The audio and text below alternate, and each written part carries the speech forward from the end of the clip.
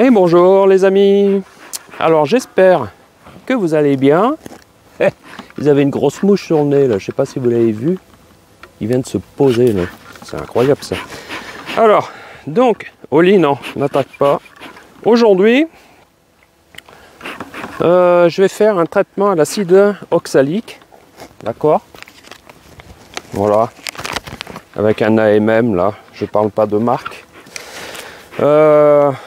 Donc j'ai dissous ça dans un demi-litre de sirop à 50% d'eau.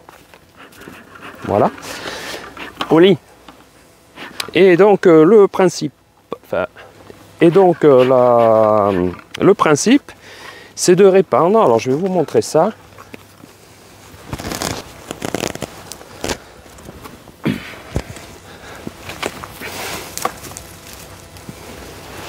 Voilà, dans un truc en isotherme, en isobule, hein, que j'ai... Un aigle. Que j'ai fabriqué.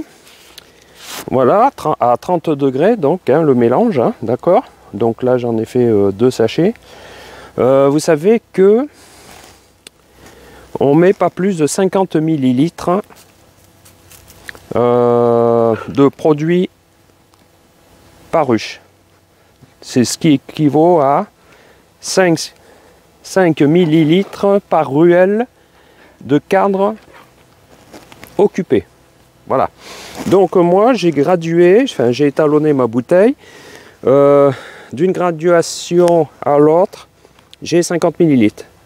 Donc je ne dois pas en mettre plus de 50 millilitres. D'accord? Sur une colonie qui est installée sur 10 cadres. Donc c'est une butée à pas dépasser. Hein, voilà. Donc je vais verser le produit, l'acide oxalique. Ok, hop, comme ça. On va pas le jeter. Je le tiens au chaud en attendant. Donc le but c'est de répandre l'acide oxalique sur le dos des abeilles. Donc j'ai choisi une après-midi pas trop froide et pas trop chaude. C'est-à-dire que l'idéal, c'est que les abeilles ne sortent pas. Bon, là, c'est pas vraiment le cas. Elles sortent quand même. Elles vont faire leur vol de propreté. Tant pis. Mais je préfère faire ça en tout début d'après-midi. Hein. Là, il est, je crois, 1h30, 13h30. L'hélicoptère. Donc, de ce fait-là, le fait de le faire en tout début d'après-midi, l'avantage, c'est que comme on les dérange, parce que quand même il faut ouvrir la ruche, hein, il faut quand même qu'elles aient le temps de refaire la grappe de resserrage avant le froid de cette nuit, hein, parce que ici il fait -6 hein, le matin. Donc voilà pourquoi je fais ça rapidement et surtout en début d'après-midi. Hein. Je fais pas ça à 17h à la tombée de la nuit où elles vont avoir du mal à se resserrer et s'organiser, quoi. Voilà. Donc l'idéal c'est de... Alors nous sommes au mois de décembre, hein. Nous sommes le... Je sais pas combien on est. On est le 18 décembre. Donc je fais toujours un traitement comme ça mi-décembre et un traitement au mois de janvier, quoi, au début janvier. Voilà, je fais 2 traitements hivernales. Donc celui-ci il est fait par dégouttement, hein. C'est-à-dire qu'on va répandre donc le produit sur le dos des abeilles. Et le prochain coup, je pense que je le ferai par sublimation, hein, par envoi de gaz d'acide oxalique. Voilà. Sachant que le produit qui ont un AMM, il y a du sucre dedans, par sublimation, ça fabrique du caramel. Alors ça, bon bref, on va pas y revenir. Allez, c'est parti, on attaque.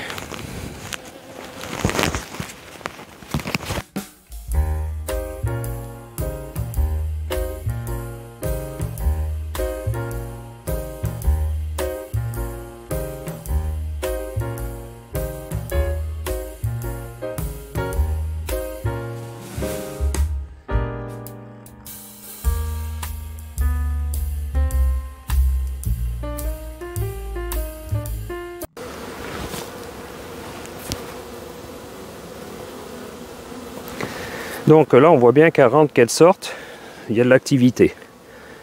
Bon, l'hiver n'est pas fini. Hein. Allez, c'est parti. Donc l'avantage de ça, c'est qu'on tue le varroa phorétique. Mais enfin, à cette période, il devrait ne pas y avoir de couvain. D'accord? Donc de ce fait-là, on fait un traitement efficace. C'est-à-dire qu'on va tuer le varroa qui est sur les varrois restants qui sont sur le dos des abeilles.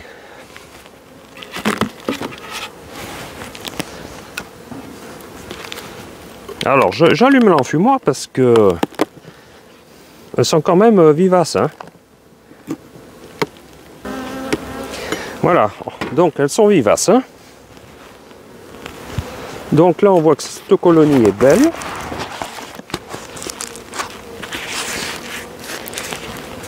Et là,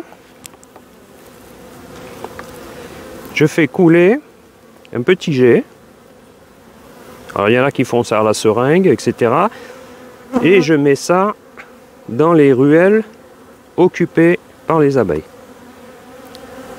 L'avantage de ce procédé-là, c'est qu'on voit si elles sont vivantes.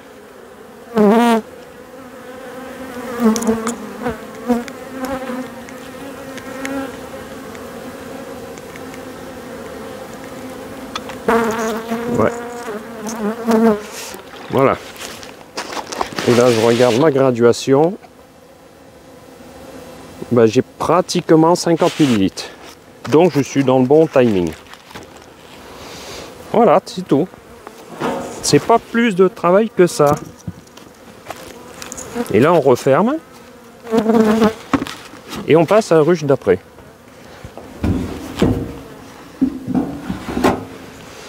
Alors, il faut penser que ça commence à être les abeilles d'hivernage, hein, les abeilles adultes, hein, forcément. Donc, elles sont un petit peu coriaces. Voilà, on va passer à la suivante.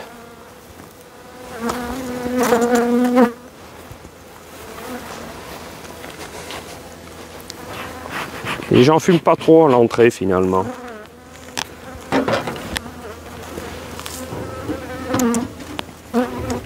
Donc, toujours geste et posture, hein, puisqu'on est dans le programme de l'épisode précédent où je parle se ménager le dos. Donc, je travaille en hauteur. Alors, j'ai pas ma table. Alors, si elle bouge pas trop, j'en fume pas. Par contre, si je vois qu'elle monte un peu trop, j'en fume.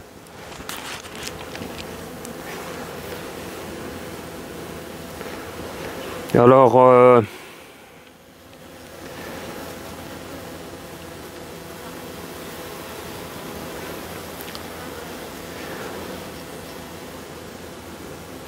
voilà, dans toutes les ruelles. Hein. Alors le produit, il est à peu près à 30 degrés. Alors c'est sûr qu'il va perdre un peu de température. Hein. Mais l'avantage, c'est qu'on n'envoie pas du liquide froid sur le dos, quoi. Alors il y en a qui vont me dire, je les vois arriver ceux-là. Ouais, on n'ouvre pas les ruches l'hiver, et voilà, vous allez refroidir, vous allez les tuer. En parlant de les tuer, si vous ne faites pas un traitement tel qu'il est, hein, quel que ce soit, si vous ne faites pas de traitement, le problème c'est que la ruche, vous allez la perdre à cause du varroa. Donc, à un moment donné, il faut faire des choix dans la vie, et puis, voilà, quoi. D'accord? Alors là, il y a une petite particularité sur celle-là. Enfin, c'est pas sur la colonie, c'est que... Il y en a un ou une qui est venu défléquer, là. Une crotte. C'est curieux, quand même. Une bestiole qui est venue... hein? Chieux. Bon, comment je vais enlever ça?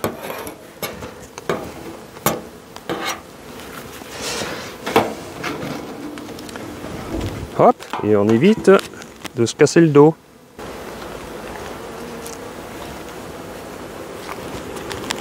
Ça va relativement assez vite, hein. Et après le dosage il est précis, hein, je vais dire, on risque pas d'en faire trop. Donc pour revenir au traitement hivernal, hein, par sublimation il est vrai qu'on n'ouvre pas la ruche. Mais ça demande pas mal de matériel assez coûteux. Par sublimation, hein, par vapeur, hein, par dégagement gazeux. Hein. Et c'est bien et c'est pas bien, hein. Il y a des avantages et des inconvénients. Par contre, vous ne savez pas si la colonie est morte ou pas. Mais bon, peu importe, hein, de toute façon, qu'elle soit morte ou pas morte, on peut rien y faire l'hiver. Hein. Voilà. Donc ça, par contre, j'ai perdu ça. Et après, on fera un petit tour des popotes aussi plus tard. Alors l'épisode suivant, hein, je pense. On va tester donc les réserves. Voir s'il faut mettre du candy ou pas. Parce qu'évidemment, on ne met pas de sirop. Pas de cailloux, ça là? Ah non.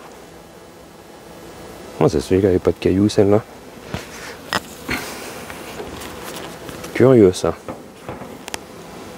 Voilà, hein, c'est ludique, hein, quand même, non? Allez, on va faire encore une ou deux, puis après...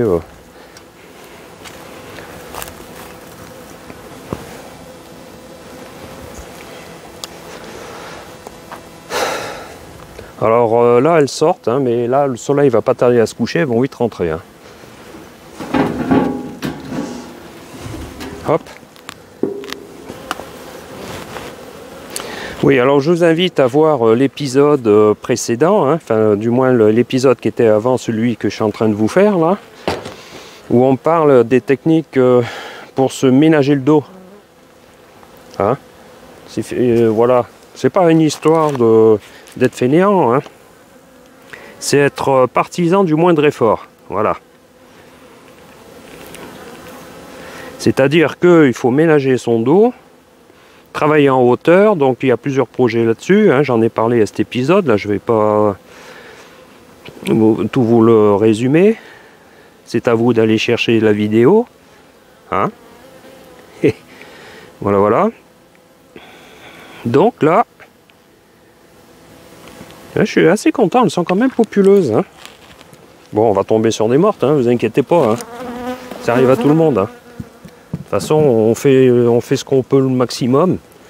Mais si ça se trouve, il n'y a pas de couvain, il n'y a plus de reine. Hein. Ça, on n'est pas à l'abri de ça encore. Hein. Voilà. D'accord. Une colonie, s'il n'y a plus d'abeilles, bon bah là, c'est réglé. Effectivement, elle est morte.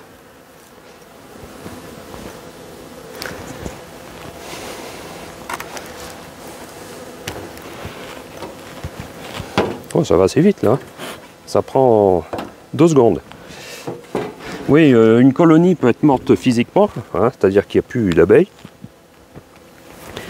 Ça peut être plein de choses. Hein. On va y tomber dessus sûrement.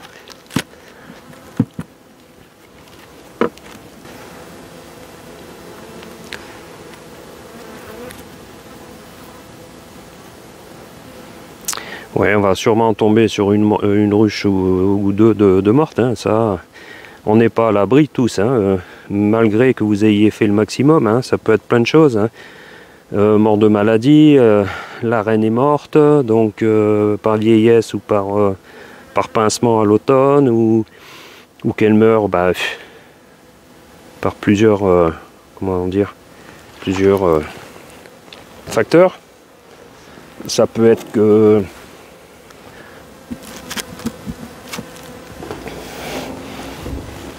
Ça peut être le varroa, en général, c'est très souvent le varroa. C'est un peu le problème, ça. C'est pour ça qu'on fait un traitement hivernal, hein, sinon on s'en passerait bien, hein, je vous le dis, moi. Alors ça me fait un peu mal au cœur, hein, évidemment, d'ouvrir des ruches, mais là il fait chaud, hein, honnêtement.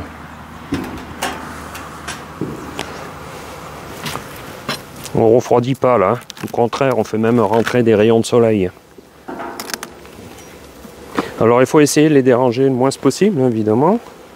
Pas trop de fumée, pas trop de machin, pas trop de bidule, pas...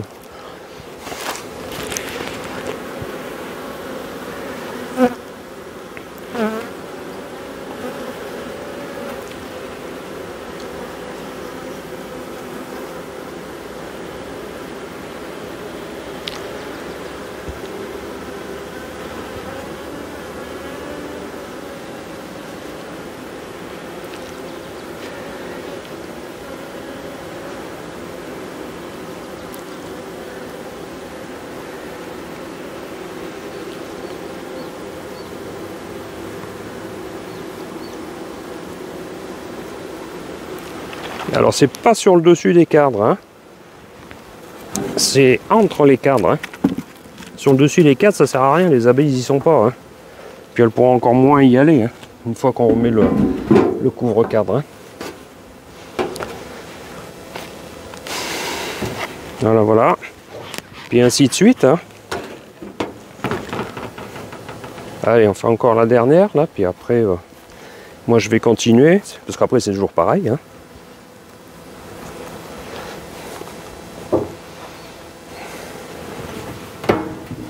Alors par contre, si je tombe sur une qui est morte, ben je vais vous le faire partager, hein, de quoi elle est morte. Donc on voit bien une colonie. Enfin, on voit bien. Je sais pas si vous voyez bien finalement. Je vais vous approcher un peu quand même de la colonie. Hein? Alors, est-ce que vous voyez là? Donc ça bouge, hein.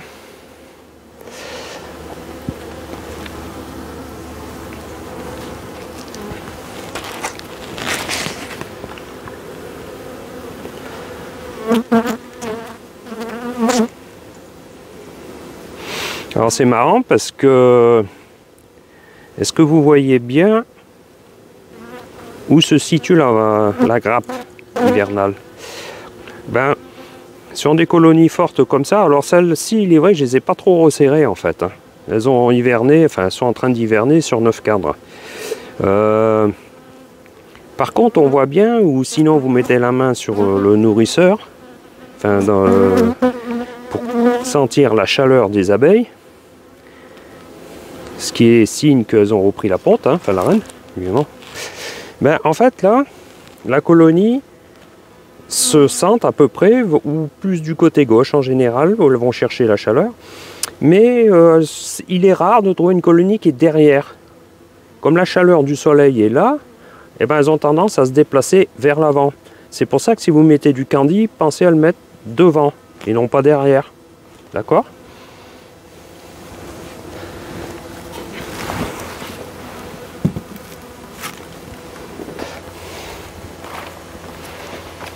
Donc, je suis tombé sur une qui est morte.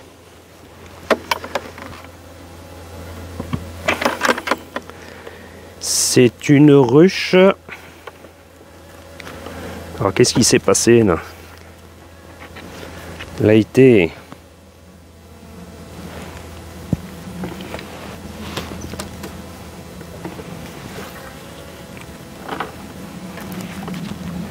Il n'y a plus du tout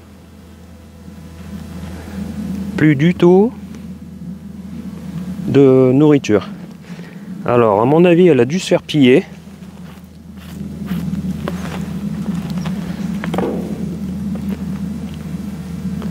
Parce que là, au fond, je vois quand même pas mal de...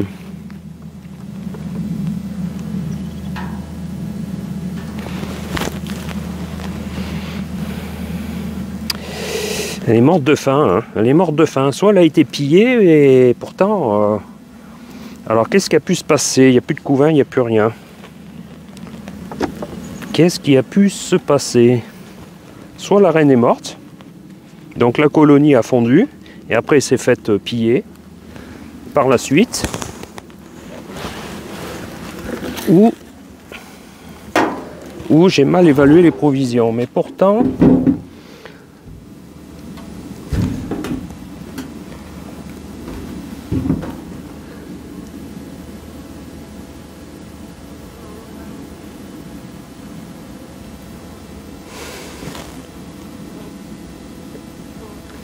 Pourtant, elle faisait 23 kg et j'ai rajouté 6 kg. Bon, elles n'avaient pas 30 kg, mais j'ai quand même donné pas mal de sirop. Sauf que, comme il n'y a pas de couvain, ben, la colonie ne s'est pas, comment dire, renouvelée pour l'hiver. Et de ce fait-là, elle est tombée en nombre d'abeilles. Et puis après, elle a fini par se faire piller, quoi. Voilà. Bon. Il fallait bien que ça arrive sur la totalité du rucher, quoi. Hein, voilà, ben là on termine sur mon éleveuse. Hein? Elle est belle comme tout. Là, j'ai déjà fait le traitement à l'acide oxalique. Voilà, comme le reste. Bon, ben, pour faire simple et rapide, sur 20 ruches, j'en ai perdu une. Celle qu'on a vue ensemble.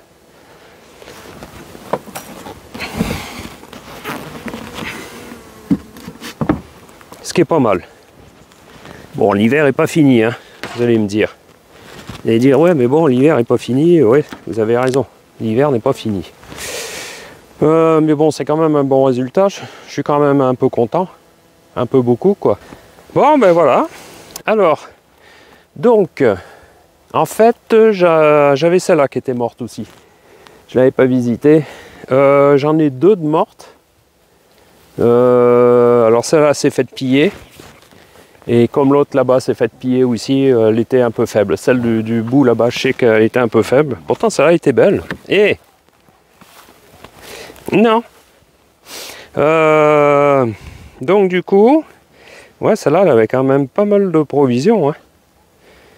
Pas mal de provisions. La reine était couleur rouge, hein, c'est-à-dire la reine de cette année, quoi. Bon, ça, de toute façon, hein, on a beau faire... on a toujours beau faire au mieux, mais bon, des fois, bah, on perd des ruches. Hein. Mais bon, ça va. Donc 2 sur 1, 2, 3, 4, 5, 6, 7, 8, 9, 10, 11, 12, 13, 14, 15, 16, 17, 18, 19, 20, 21, 22, 23. Alors sur 23 ruches, j'en ai perdu 2. Voilà. Ça doit faire quoi, ça? Pas loin de 4%, un peu plus de 4%. Enfin, dans ce rucher. Bon, là, j'ai d'autres ruchers à faire. Hein. Il est évident que des pertes, je pense que je vais en avoir encore 2, sûrement. Peut-être 3. Bon, après, il faut savoir que ces pertes, ben, c'est des pertes, quoi. Comme son nom l'indique, hein, je veux dire, on a beau essayer de faire bien les choses, traitement hivernal, etc. C'est toujours ce fichu varroa. Des fois, j'avoue que c'est aussi la faute de l'apiculteur. Hein. Voilà. Sur son remplacement de reine qui est un peu olé olé, ou bien des maladies, ou bien, enfin il peut y avoir plusieurs trucs. Hein. Mais bon, sachez une chose quand même qu'en grande majorité, c'est le problème des traitements. Voilà, c'est-à-dire que trop de varroa, bah, y a des colonies qui supportent, mais peut-être qu'à un moment donné, si elles en ont trop, ben voilà quoi, c'est sûr que c'est pour ça qu'il n'oubliez pas de faire du comptage, etc., de faire les bons traitements qui vont bien, etc., au bon moment, voilà, et normalement tout roule. Hein, 2 pertes sur 23, hein, 24, 23, c'est pas énorme, je suis content. Alors l'avantage de cette méthode, c'est que vous êtes... l'avantage de cette méthode, c'est que ça permet de voir effectivement si les colonies sont encore vivantes ou pas. Bon, quoique l'hiver n'est pas fini. Hein. Ensuite, si vous n'avez pas enlevé vos traitements, vos lanières dans les délais des 10 semaines, ben, c'est le moment de les enlever, quoi. Ça, à mon avis, c'est déjà beaucoup trop tard, mais bon, parce qu'après, c'est l'accoutumance qui se fait. Donc, pensez à bien enlever tout ça. Et puis, le deuxième traitement, si on fait aussi par dégouttement, un des avantages par rapport à la sublimation, attention, hein, je ne suis pas là pour dire la sublimation ou le dégouttement, c'est mieux. Enfin bon, chacun fait comme il veut. Hein. L'avantage, c'est que au deuxième traitement, ben, je peux profiter du moment pour poser sur les cadres mon coussin de candy, éventuellement, et puis retourner le nourrisseur à l'envers dessus. Voilà, comme ça, au moins, ça c'est fait. Vous avez vu comme c'est rapide, là, il est 15 h, donc il était 13h30, j'ai mis 1h30 pour faire... 1h30 pour faire 23 ruches, quoi, voilà. Bon, j'ai fait quand même le film, ça m'a pris du temps un petit peu aussi. Pas beaucoup, mais un peu. Voilà, ramasser un peu les déchets divers et variés, etc. Bon, ben sur ce, on va se quitter. Puis je pense que le prochain, ce sera certainement de la sublimation. Alors, soit ce sera chez moi, ou soit c'est chez mon copain Dave. On va voir. Parce qu'il m'avait proposé ça, de faire son traitement à l'acide oxalique, mais par sublimation. Hein, donc, il s'est acheté, alors je ne sais plus quelle marque c'est. le petit vaporisateur là, enfin pas le vaporisateur, comment on appelle ça, j'ai oublié le nom. Ah, je sais plus. Bon, bref, vous me le mettrez en commentaire. Bon, sur ce, on va se quitter, puis je vous dis à la prochaine vidéo. Allez, merci, au revoir.